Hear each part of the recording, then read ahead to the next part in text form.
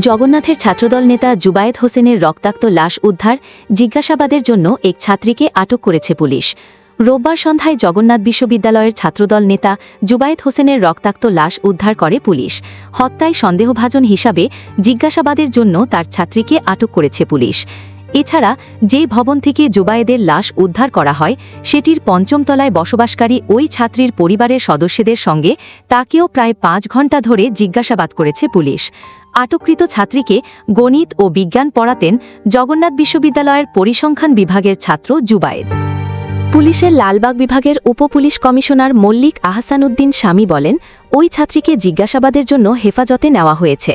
এদিকে হত্যার খবর পেয়ে জুবায়েদের বন্ধু ও ছাত্রদলের নেতাকর্মীরা ক্যাম্পাস থেকে নূর বক্স লেনে ছুটে যান।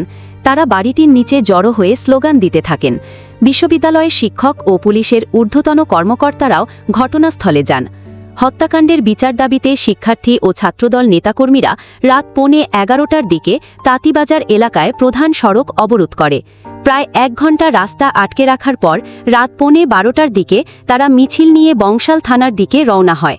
পরে সেখানে অবস্থান করে স্লোগান দিতে থাকেন।